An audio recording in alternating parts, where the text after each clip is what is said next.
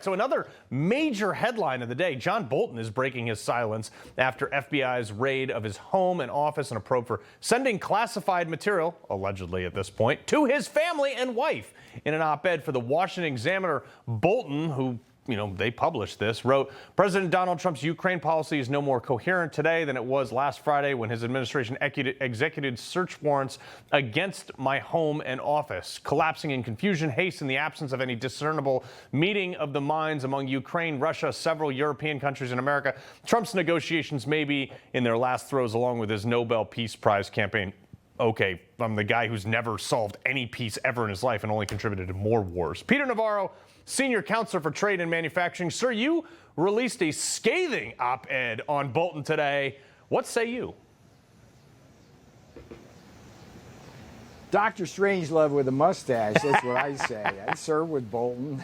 I saw him. He'd come into the Roosevelt Room for staff meetings, and the only time he'd ever get excited is when he was planning a coup on Venezuela. This guy is toxic. Now, here's what you need to know, which is a serious thing. Like, he comes out firing with both guns, but he's shooting blanks. What is he? He's talking trash about Ukraine, whatever. But let's go back to what he said, for example, about, for example, Maduro in Venezuela or in Turkey. Okay, there's documented things he wrote about. He was talking about stuff in Venezuela that turned out to be totally untrue after the fact. Same thing with the Turkish thing.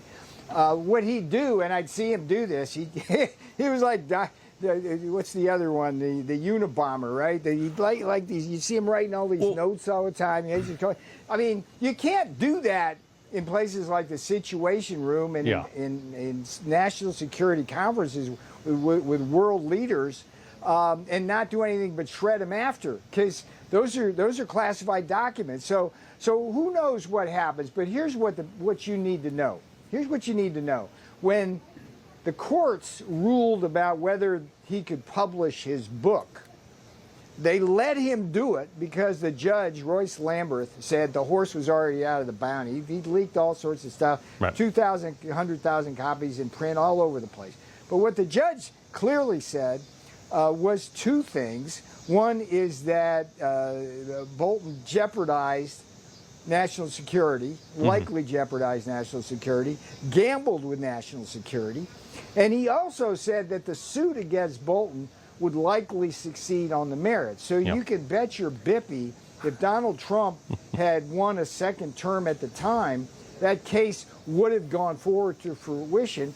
And it's very likely that Bolton would be sitting in a prison right now because there's about 4 different national security statutes that he was alleged to potentially violate. So this is a guy.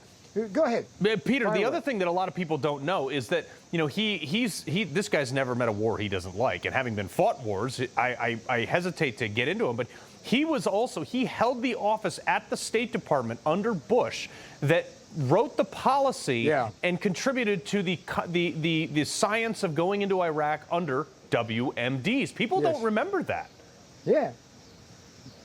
Well, I do, and look, the guy's a warmonger. Dr. Strangelove with a mustache. I mean, it's a tagline joke, but that's who that guy is. I mean, he was scary. And the boss, he quickly wore the boss out. It's like every time there was a crisis, Bolton's solution was to blow stuff up when diplomacy worked, and particularly Donald Trump, because he's a great diplomat and peacemaker. So I think, look, the problem, let's be clear about what Judas Iscariot did here, right?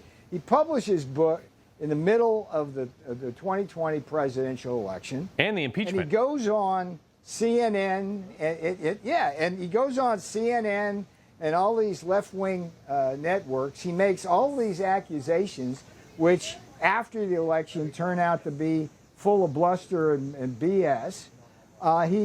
I don't know, at least $2 million, maybe more, maybe as much as 5 or 7. He sold a ton of $2 books. million advance. Simon & Schuster, by the way, was his typical publisher. They're the ones who publish all the anti-Trump books. They laugh all the way to the bank. But, I tell you what, it's just not Bolton who should be nervous. If I was the editor of Bolton's book, at Simon & Schuster, I'd be expecting subpoenas to be coming because they had, I'm an author myself. I know what happens when you write a book. You have to go through legal, you have to go through coverage. I'm sure they were asking him where this stuff came from, show us your notes and things like that. So if it turns out that we find what at least DOJ finds, I'm not looking, but DOJ finds what could be well there and may well likely be there. That guy, I mean, his sequel to the room where it happened, I was in the room where it happened, he's going to be in the cell where it happened. That's what exactly. it's going to be all about. And next. During his security clearance review, he sent all of the security clearance requests over an unclassified medium, so basically making it mute. Peter Navarro, we got to leave it right there, sir. Pleasure as always. Always pleasure.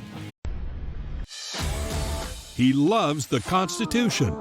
He fights for what's right. He hates the bad guys. He's a freedom warrior. He's your freedom warrior.